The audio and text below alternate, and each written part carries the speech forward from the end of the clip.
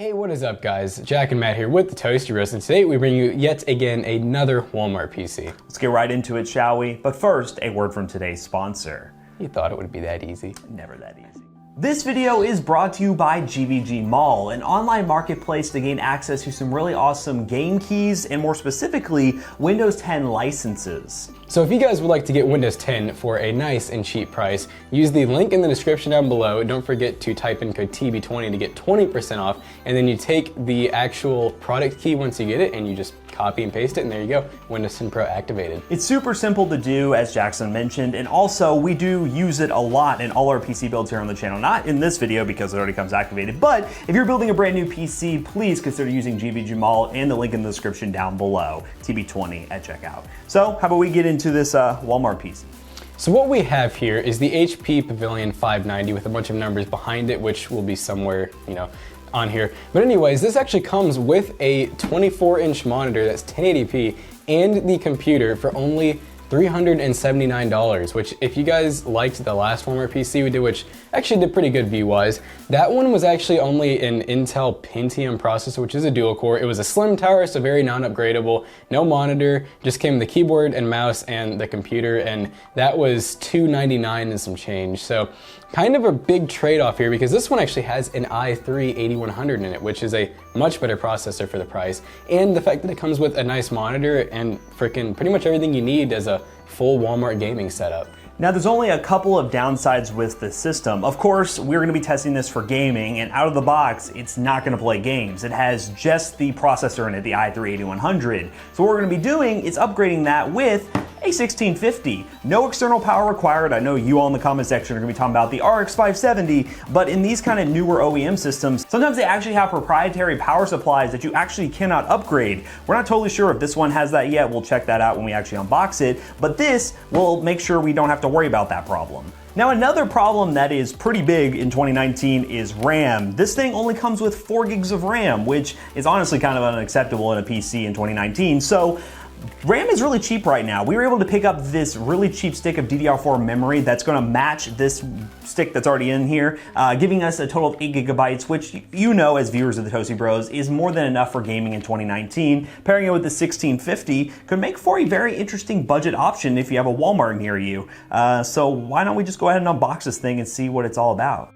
Alright guys, so what we're going to be doing next is opening up this PC to see what we're working with. We kind of just bought this on a whim. We were looking for videos to do and we found this online. So if you look inside right now, it looks like it's just using your standard motherboard. Should be easy to upgrade the graphics card right here, as you can tell the little slot right there. What else do you notice? 2 sticks, 2 slots for RAM. So this is actually really similar to the, I'm gonna flip it over here. Really similar to the Walmart PC, it actually does not use a 24 pin, so keep that in mind.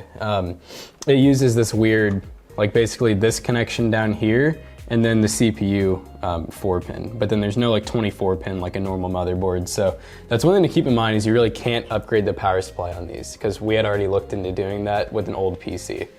So this thing actually came with 1 terabyte of hard drive storage, so not the fastest thing in the world, but it does come with the 16 gig Optane drive, which is pretty cool. It'll actually speed up that hard drive and allow things to run a little bit smoother just running on a hard drive. Normally we recommend going SSD, and if you do want to upgrade this thing, you could always add an SSD in the future, but having that Optane module is way better than not having it. So I guess what we're gonna do is go ahead and upgrade this thing with the other 4 gigs of RAM, put the graphics card in, and see how it goes. Okay guys, so a lot of you might be wondering, are we going to test this with the integrated graphics? Well, the answer is really no, because we're going to actually just upgrade it and then we're going to look up the stock Intel 8100 numbers because it's going to be pretty flat across the board because it's just a processor with integrated graphics, so there's not going to be much variation.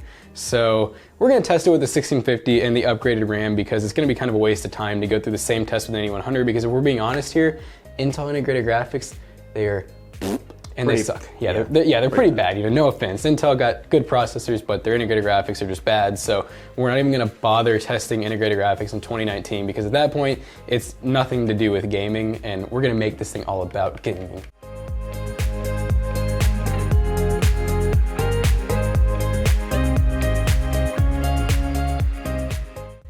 Okay, so Matt and I are actually pretty surprised. This legit took us 2 minutes to upgrade. That graphics card literally just kind of finagled itself in there.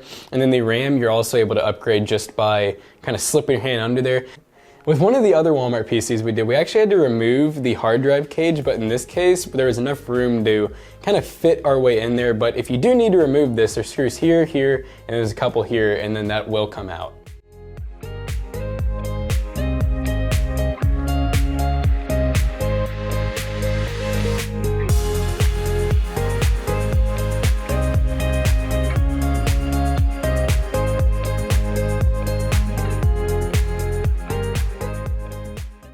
Guys, so the first game we are going to be testing, of course, is Fortnite, and we're running on epic view distance and everything else on high, and it looks like this hard drive is kind of struggling a little bit, but also that i3 is getting pinged at 100% randomly.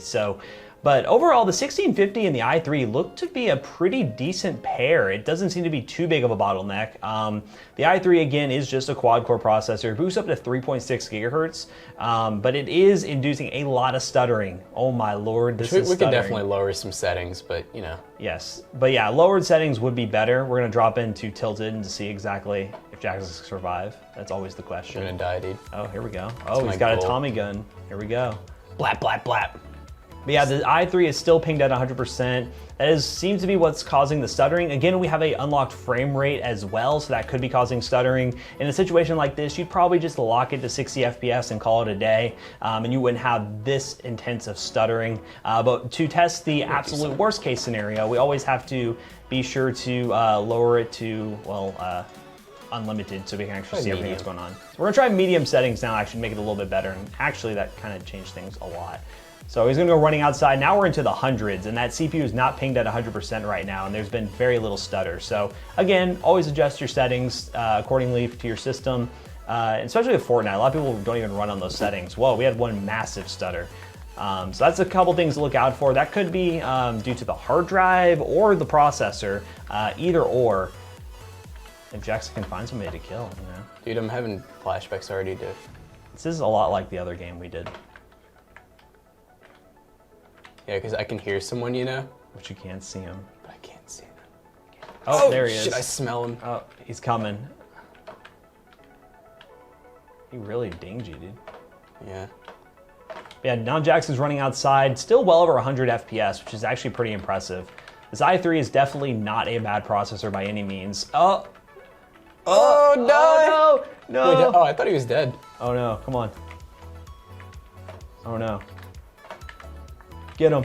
Get him. Dude, why would he die? No! How did I miss every shot? No! Ah! It wouldn't let me ride. Oh, we thought we had it. Oh, what is his HP? What was his HP? Thought he had 12 it. 12 HP. All right, guys, so the first game we're going to be testing is a game that you all have requested a crap ton, Rainbow Six Siege. Now, we're going to be honest with you. This is our very first time even playing this game, so don't mind the horrible gameplay. But on high settings right now in a standard game, we're getting around 129 FPS, which is more than playable, honestly, like way more than playable. Jackson's trying to find his way into the building right now to see how this works. A shooter like this, running on these like medium-ish settings is probably a good idea. Oh, and he killed somebody. Look at that. All right, so we're actually testing this now on very high settings, and we really didn't get that big of a performance dip. Yes, this is a different location and a different game altogether, but the performance numbers are pretty decent. Jackson is still trying to learn his way around Rainbow Six Siege.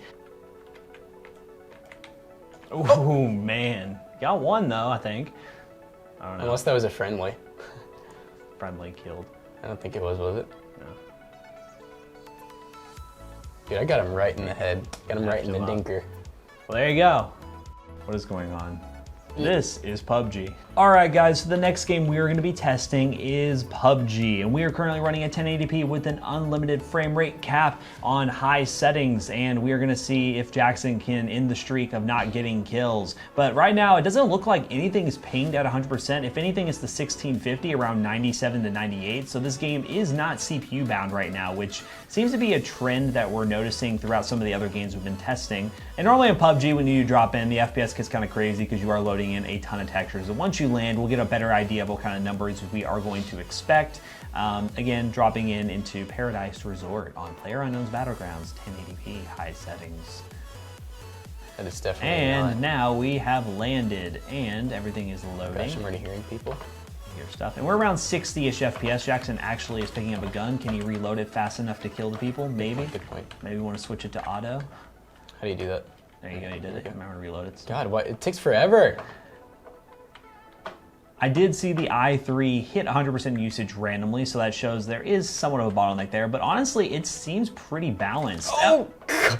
Jackson didn't give me more than a second to talk about the numbers, but honestly, it was more than playable. High settings, you can lower to a pro setting, whatever that is for PUBG, and you could get well over 100 FPS. There you go. Look at this guy. This guy just Oh my gosh. clapped him. What a baby. You just had to do it to him, man.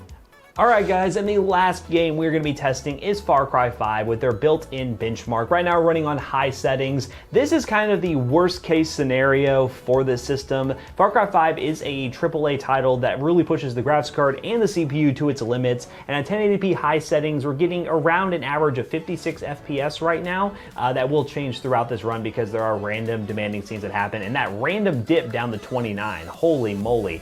So this poor system is definitely getting pushed to the limits. That CPU seems to be the bottleneck right now, pinging at 100% the entire time. That 1650 just cannot do anything with that i3 at 100%. So this is one of the games where having just a quad-core processor like the i3 can be limiting. But overall, if you lower settings like medium, you most likely will reduce any and all bottlenecks of the i3 and produce a pretty playable experience. So overall, for a very demanding test, it came out a-okay. Even the 1650s, like, it was like at 90 plus the whole time. So of course this is not the absolute like best budget you can do. So for about $550, including the upgrades that we did, this is respectable because you do have a full 1080p 24-inch monitor, you have an okay mouse and keyboard, which for like 25 bucks you could get an okay set off of Amazon. And then we have a really decent and capable computer that can actually still be upgraded a little bit further, but this is about what you're gonna get. You could always upgrade it to maybe like a i5 if you wanted to. An 8th gen i5 is very doable, but as Jackson mentioned, we have built setups that are better than this for a little bit cheaper. But overall, for a Walmart package, being able to get something with a monitor, keyboard, mouse, and the PC, and then some of the upgrades we made later, it actually performed pretty well. One thing I want to mention though is some of the bloatware installed in the system was pretty bad. McAfee came installed. We had to uninstall it after the first benchmark, and some of that stuttering on Fortnite was probably to do with that because it was maxing out the CPU at 100%, and after we uninstalled it, it was a little bit smoother throughout the other games. So you may want to reinstall Windows on this thing, or just uninstall all the crap, or maybe just get an SSD. That's another option if you do end up going with something like this. So we hope you guys enjoyed this video. As always, don't forget to like, comment, and subscribe, and we will see you guys in the next one. Oh, and buy stuff from GVG Mall.